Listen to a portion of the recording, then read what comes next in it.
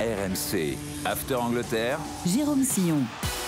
Salut à tous, merci de votre fidélité à l'After Angleterre, à écouter, à regarder sur toutes les plateformes et notamment sur la nouvelle chaîne After Télé. Pensez à vous abonner, vous ne raterez aucun épisode et n'hésitez pas non plus à mettre une note ou à écrire un commentaire. Chaque semaine dans l'After Angleterre, on part à la découverte des clubs, des joueurs, des histoires du football anglais avec notre drôle de dame anglaise, Julien Laurence. Salut Julien. Salut Jérôme, salut à tous.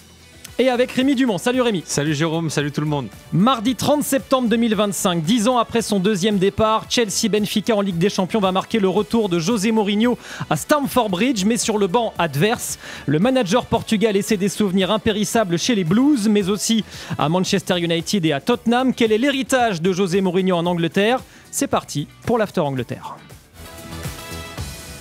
Et on en parle avec notre invité Christophe Lolichon, l'actuel entraîneur des gardiens à Dunkerque, consultant Canal+, et ancien coach des gardiens de Chelsea pendant 15 ans. Bonjour Christophe. Bonjour. Merci d'être avec nous Christophe. Vous avez collaboré avec José Mourinho lors de son deuxième passage chez les Blues. C'était entre 2013 et 2015. On y reviendra tout à l'heure dans le détail. Mais d'abord, que représente la figure de José Mourinho en Angleterre à l'époque où vous étiez avec lui dans le staff ? Alors écoutez, j'ai rarement vu un stade dans une certaine forme d'ébullition lors de son retour et lors du premier match à Stamford Bridge. C'était très très fort, le retour de José à Stamford Bridge. Donc il avait laissé un bon souvenir. Il avait permis au club de gagner ses premiers titres de champion en 2004, 2005 et 2006. Donc il avait vraiment laissé non seulement un petit héritage, mais un très bon souvenir, même si ça s'était terminé un petit peu en queue de poisson. Et puis après, vous connaissez la suite, c'est devenu un petit peu plus compliqué. On va en reparler évidemment de la suite. Julien, est-ce que le public anglais est impatient de revoir José Mourinho à Stamford Bridge, même si on a vu que la première conséquence fâcheuse, c'est que les prix ont augmenté pour le match entre les Blues et Benfica?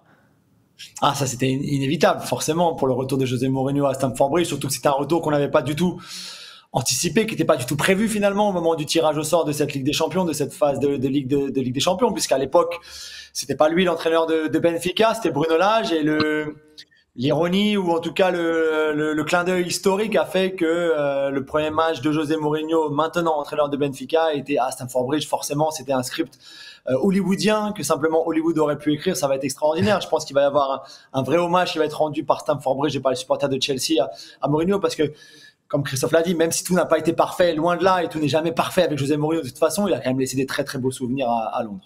Ça donne quoi son passage global en Angleterre, Rémi, à José Mourinho ? C'est tout simplement le roi d'Angleterre au niveau des managers, puisque si on regarde, il a disputé 551 matchs au total en Angleterre, 321 avec Chelsea, 144 avec Manchester United et 86 avec Tottenham. Sur les 1196 matchs qu'il a dirigés en tant qu'entraîneur en professionnel, donc il y en a un tout petit peu moins de la moitié, 551 qui sont avec des clubs anglais. Donc. Son palmarès donne quoi ? Alors là, il est énorme, puisque Christophe en parlait en tout début d'émission. En Angleterre, c'est 3 Premier League, une FA Cup, 4 Carling Cup, 2 Community Shield et une Europa League. Sur les 26 titres qu'il a gagnés, 11 ont été avec des clubs anglais, 8 avec Chelsea, avec notamment 3 Premier League. Et on a évidemment regardé un petit peu ce que ça donnait par rapport aux autres managers dans l'histoire de la Premier League. Il fait évidemment, on imagine, partie de ceux qui ont remporté le plus de titres. Alors moi, je pensais qu'il était beaucoup plus haut dans la hiérarchie. Très, très honnêtement, le premier, c'est Sir Alex Ferguson, avec 13 titres remportés. Guardiola est deuxième avec 6 Premier League comme Ramsey et Paisley. Et Mourinho arrive avec seulement 3 entre guillemets Premier League, avec Arsène Wenger et Bill Shankly notamment. Donc voilà, moi je pensais qu'il était beaucoup plus haut dans cette hiérarchie. Julien, quelle place il occupe, José Mourinho, justement, dans l'histoire des managers de Premier League ? Si on se base surtout sur les deux périodes à Chelsea, les deux passages à Chelsea, plus qu'après Manchester United et Tottenham, ça fait partie des meilleurs. C'est un entraîneur qui a dans son registre à lui, révolutionné, je pense, le football européen et le football anglais. Ça, c'est sûr. Son impact à son arrivée en 2004, le fameux Special One, l'élu et ses 2 premières saisons avec Chelsea sont juste extraordinaires. Alors, ça peut être un style de jeu qui plaît pas à tout le monde. Bien sûr, c'est un entraîneur qui est particulier, qui peut être très clivant aussi. Ça, je veux bien l'entendre. Mais ça reste quand même, surtout à ce moment-là, le meilleur entraîneur du monde. Il venait gagner la Ligue des Champions avec Porto, il la gagnera ensuite avec l'Inter. On a parlé de son palmarès là en Angleterre, ce qu'il a fait avec Chelsea sur la première période et la deuxième période, celle avec Christophe. C'est juste extraordinaire. Alors oui, maintenant c'est plus compliqué. Il est plus vieux aussi. Sur les dernières saisons, ça n'a pas été aussi réussi, on va dire, entre guillemets. Mais ça reste un des plus grands entraîneurs de l'histoire de la Première Ligue. Tu parlais du Special One, c'est à l'été 2004 donc que Mourinho débarque en Angleterre, auréolé de son succès en Ligue des Champions avec Porto. Le Portugais signe donc à Chelsea sur insistance du propriétaire Roman Abramovich et Mourinho s'attribue lui-même ce fameux surnom le jour de sa présentation en conférence de presse, rappelez-vous. Nous avons de grands joueurs et désolé si je suis un peu arrogant, mais on a un grand manager. S'il vous plaît, ne dites pas que je suis arrogant, car ce que je dis est vrai. Je suis champion d'Europe, je ne suis pas n'importe qui. Je suis le Special One. C'est typique José Mourinho, ça, Christophe, vous l'avez donc côtoyé pendant 2 années, c'est aussi l'une de ses facettes, ce côté sûr de lui, peut-être même l'arrogance, comme lui a pu le dire. Oui, je crois très sincèrement. Bon, je vais commencer par vous répondre en disant que les 2 années et demie passées avec José Mourinho n'ont pas été les meilleures de ma carrière. Humainement parlant, ça a été très très compliqué. José Mourinho est arrivé en Angleterre avec un énorme temps d'avance dans l'organisation des matchs, dans la supervision des adversaires. Il avait un staff compétent, notamment André Villas-Boas. Il avait vraiment ce temps d'avance. Et petit à petit, ce temps d'avance, il l'a perdu. Les clubs ont commencé à bosser. Peut-être a-t-il été l'initiateur de tout ce travail qui est fait depuis par les clubs dans la préparation de la compétition. Mais à un moment donné, ce que l'on observe, c'est que Mourinho ne reste jamais très très longtemps. Mourinho n'est pas un constructeur. Mourinho est un consommateur de joueurs. On ne pourra pas. Il y a des choses qui sont incomparables avec d'autres entraîneurs comme Wenger, Guardiola. Ce que je pense, c'est que Mourinho, quand il est arrivé, il avait donc ce temps d'avance indéniable. Et d'ailleurs, quand j'en parlais avec les joueurs qui l'avaient connu lors de sa première période, notamment Didier, Petre, Franck, etc., ils ne le reconnaissaient pas vraiment lors de son deuxième passage. C'est vous dire l'évolution du garçon qui a été au Real Madrid entre-temps, qui avait été à l'Inter de Milan. Il me semble, c'était les 2 clubs qu'il avait fait entre passage à Chelsea, avec des incidents aussi là-bas. Et chez nous, le club était parti sur un autre entraîneur, un très très grand entraîneur, mais des gens ont eu peur peut-être de l'affluence de cet autre entraîneur et ont préféré l'ordre de José Mourinho. Il y a des choses qui expliquent l'évolution de sa carrière, le fait qu'il ne se soit pas renouvelé, et sans doute la difficulté à reconnaître qu'il y avait des entraîneurs qui prenaient désormais un temps d'avance sur lui. Je pense à Guardiola, je pense à Klopp, je pense à certains autres entraîneurs. Et lui ne s'est pas renouvelé, si ce n'est qu'il a changé son staff petit à petit. Il s'est séparé de Rui Faria. Je pense que c'était un choix de Rui Faria, pardon. Son entraîneur de gardien aussi. Après, il n'était pas entraîneur de gardien quand il est revenu à Chelsea. Ça, Mourinho l'avait pas trop digéré, donc j'ai un petit peu payé les pots cassés là-dessus. Il a essayé de se renouveler avec une jeune équipe d'analystes, d'assistants portugais, mais il gardait toujours les mêmes principes. Il y a une chose qui m'avait particulièrement marqué, c'est l'année où nous sommes champions avec José, c'est que nous prenons une défaite sévère à Tottenham, où nous perdons 5-2. Jusqu'à ce match, José laissait les joueurs un peu faire. On avait Eden Hazard, on avait une équipe qui était très très bonne. Eden qui était au firmament de sa carrière. Et après ce match perdu 5-2 à Tottenham, ça José ne l'a pas supporté. Alors on n'aime pas perdre 5, on aime faire un tel score. Mais il est redevenu tout d'un coup le José un petit peu pernicieux, voire perverse parfois. Il a repris une sorte de main sur l'équipe. Il l'avait pas vraiment perdu d'ailleurs, mais c'est vrai que l'équipe jouait de façon assez naturelle et bien. Et là, il a remis. Heureusement qu'on avait un matelas d'avance dans le championnat, parce que peut-être qu'on n'aurait pas gagné ce titre si cet incident est arrivé un petit peu plus tôt. Alors sur ce premier passage à Chelsea, il a évidemment, comme le disait Julien tout à l'heure, José Mourinho, il a plus que réussi, ça a été une réussite totale, Rémi. Oui, Christophe parlait d'un consommateur de joueurs, c'est aussi un consommateur de trophées, en tout cas sur son premier passage à Chelsea, de 2004 à 2007, c'est 2 Premières Ligues, une FA Cup, 2 League Cup, 67% de victoires et surtout invaincu sur 77 matchs de Première Ligue à domicile. C'est dire si c'est une vraie performance, puisqu'en 3 ans, il rafle presque tout au niveau national et surtout, il rivalise avec des équipes comme Liverpool, comme Manchester United ou encore Arsenal, le fameux Big Four de l'époque. Avec notamment une première saison record, Rémi. Oui, en termes de stats, on va voir que la saison 2004-2005 est une référence, puisque Chelsea gagnera avec 95 points le championnat. C'est un record à l'époque. Il est tombé il y a que quelques années pour City lors de la saison 2017-2018 avec 100 points. Il n'encaissera que 15 buts. C'est un record toujours d'actualité en Première Ligue.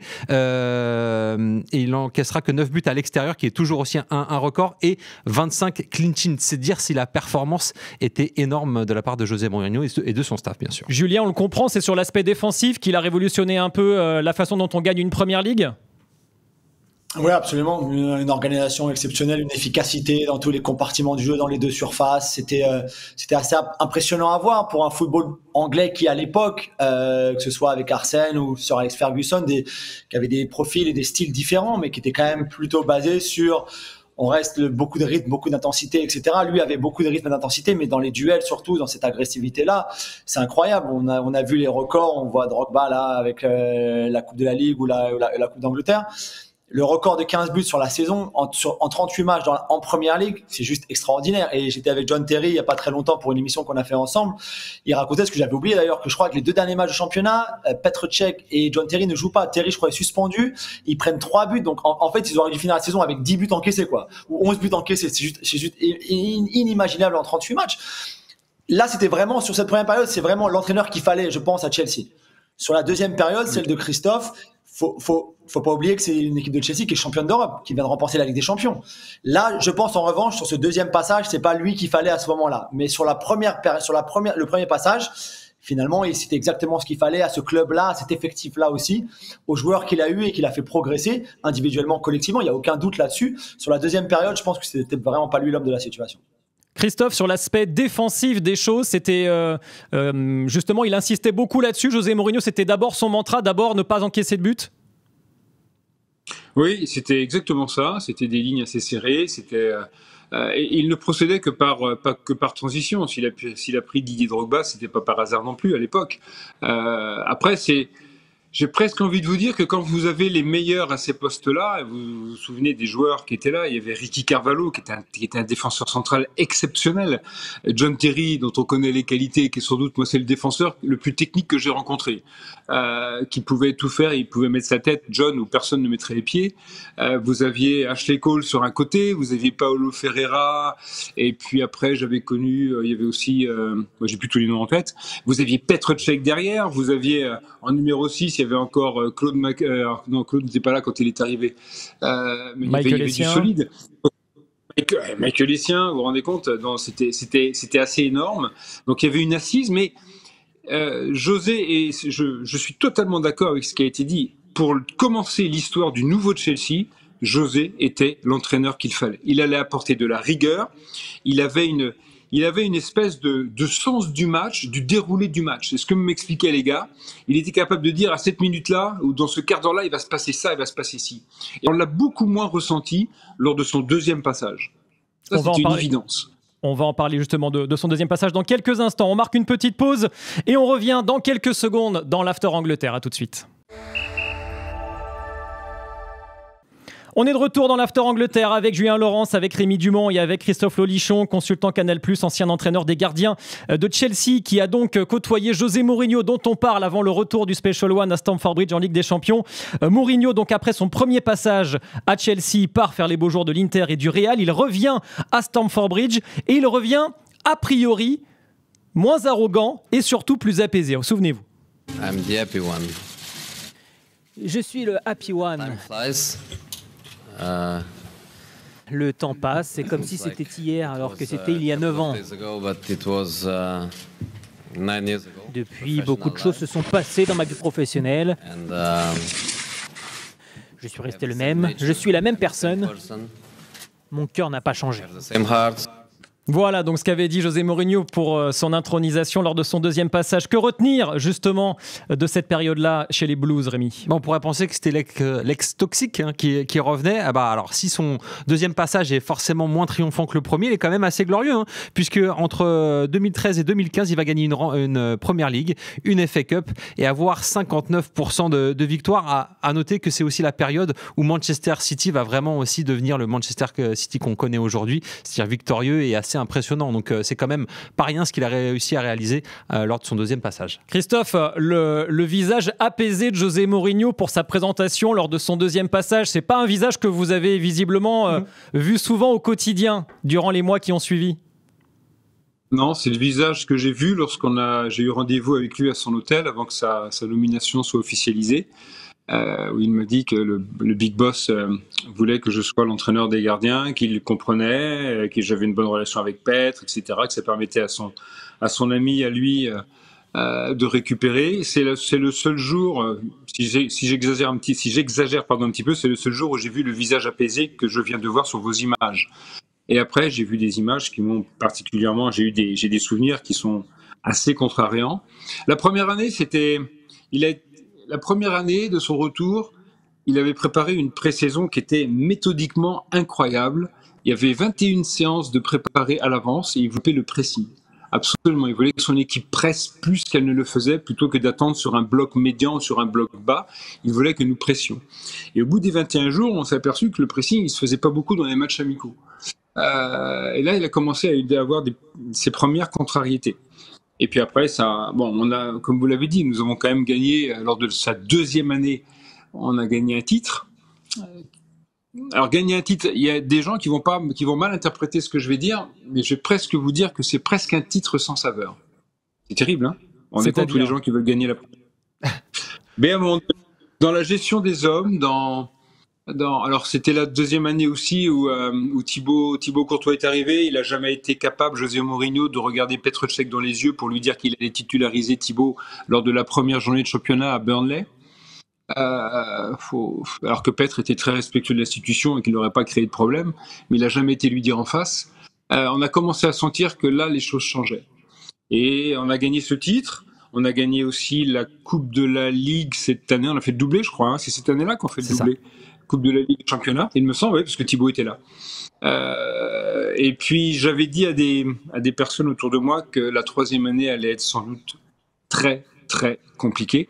Et la troisième année, on a fait une pré-saison absolument catastrophique en ne commençant la pré-saison que 3 semaines avant le Community Shield, où on a pris une raclée par Arsenal. Donc les choses se dessinaient petit à petit. Et voilà, mais on apprend aussi, dans ce type de circonstances, on apprend beaucoup. J'ai beaucoup appris sur ce que j'ai vu de Mourinho, sur ce que j'ai vu aussi des gens qui tournaient autour, des gens qui n'osaient pas parler, personne n'osait parler avec Mourinho. Trop peur. Donc c'est...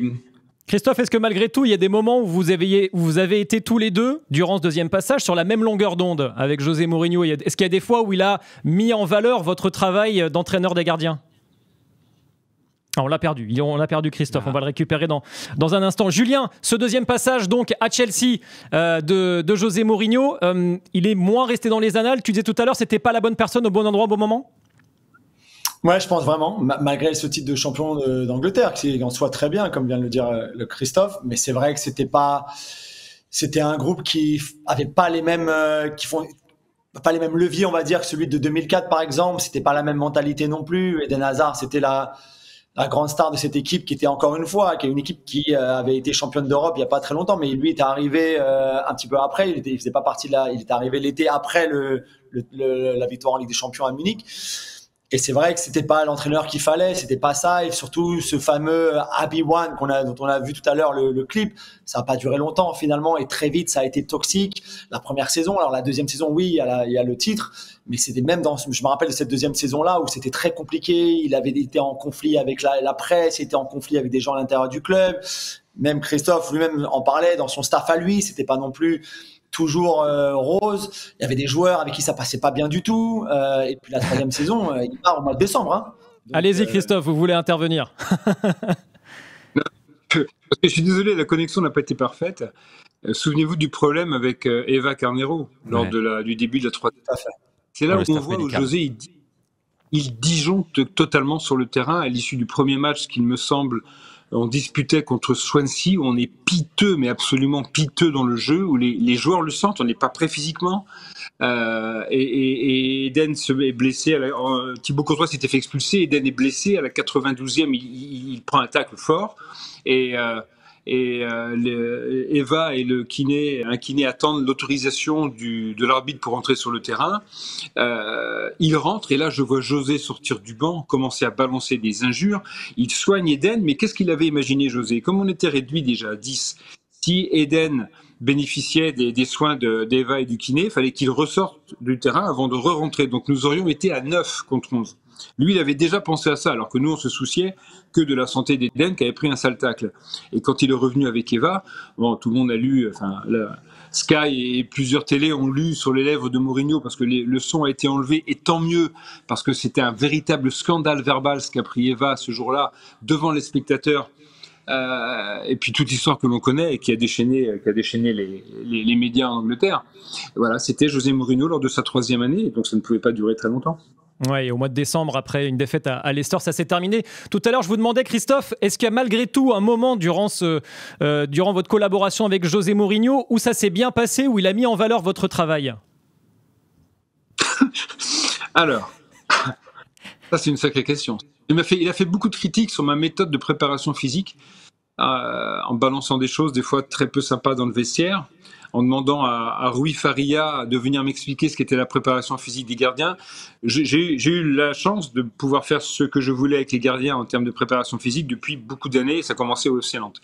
Et j'ai des mentors en termes de préparation physique, des gens qui sont reconnus et à qui je présente. Et je lui dis, mais José, je connais la qualité de la formation portugaise, mais il n'y a pas que ça. Il y a aussi ça, on peut faire ci, on peut faire ça. Et puis, des fois, il se mettait à vociférer. Donc, je restais de marbre, parce que je ne voulais pas rentrer dans un conflit que, de toute façon, j'aurais certainement perdu, même étant quelque part, entre guillemets, protégé par le Big Boss. Et puis, Petre était quand même dans une forme assez étincelante, ainsi que Thibaut quand il est arrivé. Je retiens une chose qui m'avait pris, parce que José était charmeur. Il pouvait être irascible un jour et charmeur le lendemain. Et un jour, il me fait venir dans son bureau. Il dit, Christophe, il faut que je te voie. Alors j'y vais, forcément. Il me dit, tu fais jouer qui le week-end prochain dans les buts, Thibaut ou Petre? Il se trouve que Thibaut avait été blessé, que Petre avait bien sûr parfaitement remplacé Thibaut. Et je lui dis, je fais jouer Thibaut. Et là, il me regarde, il me dit, mais pourquoi? Pourquoi toi, l'ami de Petr Cech, tu fais jouer Thibaut? Je dis, parce que Thibaut, je pense qu'il va nous casser un petit peu les pieds sur sa prolongation et que pour s'éviter des problèmes, il faut qu'il joue. Et il me dit, écoute, tous les autres membres du staff ont dit qu'il fallait faire jouer Petre. Okay. Ok, bah écoute, moi je ne vais pas changer de position. Et il a appelé tous les autres membres du staff, les a mis autour de notre table de réunion. Il a redemandé à chacun, tu fais jouer qui samedi? Il n'y a pas un mec qui a dit autre chose que Petre. Et il dit, vous voyez messieurs, je vais suivre Christophe, je vais faire jouer Thibaut. Voilà. Ouais, je dirais que c'est le point culminant de sa gentillesse envers moi, en 2 ans et demi, ce qui n'est pas fort quand même. Après, je vous dis, j'ai des épisodes, des gamineries, des trucs de CM1 qui m'a fait. J'ai même pas envie de les raconter parce que les gens vont pas me croire. Il nous a, j'ai des anecdotes sur la façon dont faire un mur contre le PSG en Ligue des Champions avec les gardiens. On s'était dit, il voulait rajouter quelqu'un pour lutter contre les coups francs d'Ibrahimovic, et les gardiens disent non, si on rajoute un défenseur là, on va rien voir. Et devant tous les joueurs, il dit, si on prend un but sur un coup franc, ça sera de la faute de Christophe. Est-ce que vous avez pris un but sur coup franc du coup? Non, pas du tout. Ah, mais non, pas du tout. Ah, c'était devenu The Roll One, là, j'ai l'impression. C'était The Villain One. The Villain peut-être. Donc voilà pour la période de Chelsea. Bon, il nous reste quelques instants quand même pour rappeler, Rémi, qu'il n'a pas entraîné que chez les Blues en Angleterre. Il est également passé par Man United et par Tottenham. Est-ce que ces passages ont été couronnés de succès ? C'est peut-être plus le cas chez les Red Devils. Oui, parce qu'il y sera de 2016 à 2018 à Manchester United. Il a remporté quand même des titres, hein. Une Ligue Europa, une League Cup. Il a terminé deuxième de Première Ligue avec 58% de victoires notamment, mais jusqu'à aujourd'hui, il reste le dernier manager de Manchester United à avoir remporté un titre européen qui reste cette Europa League en 2017 avec Manchester United. Pour ce qui reste du côté de Tottenham, évidemment, là, c'était beaucoup plus compliqué. Il faut dire que la concurrence a été de plus en plus accrue, mais il n'a gagné aucun trophée, 52% de victoires entre 2019 et 2021. On voit que là, justement, il a beaucoup changé, mais il a aussi beaucoup perdu. Ouais, et on voit surtout que ça décline au fur et à mesure les statistiques. Christophe, est-ce qu'il est encore dans le coup ? C'est une question un peu provoque que je vous pose. Est-ce que José Mourinho, il est encore dans le coup ? Est-ce que c'est un entraîneur encore à la page ?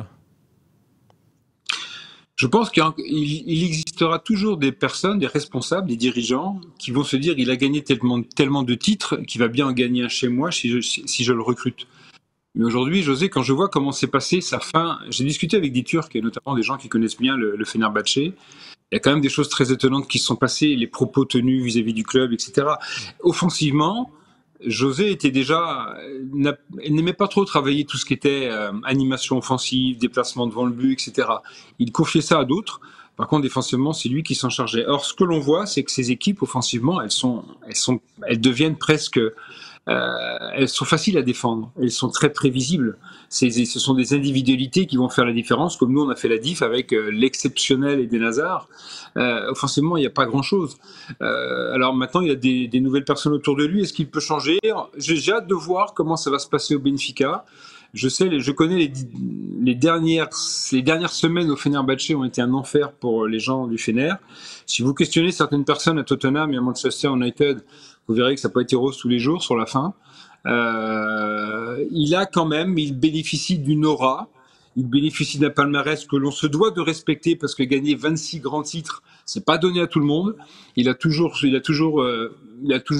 tombé dans des clubs où il a pu demander ce qu'il voulait, mais je pense que là, ça va devenir de plus en plus compliqué. On a l'émergence de nouveaux jeunes talents en tant que coach et ça va être très compliqué. Et une grosse semaine l'attend parce qu'il y a le déplacement à Chelsea et ensuite le match à Porto. La tournée des ex, exactement. À l'extérieur en plus. Exactement, à l'extérieur. Il va pouvoir nous montrer ce qu'il a encore dans le ventre, José Mourinho. Merci beaucoup Christophe Lolichon, c'était passionnant de vous écouter, nous raconter le deuxième passage de José Mourinho à Chelsea. Merci encore, bonne saison avec Dunkerque. Merci Julien Laurence, merci Rémi. On se retrouve très vite pour un nouvel After Angleterre. Ciao, ciao. RMC After Angleterre.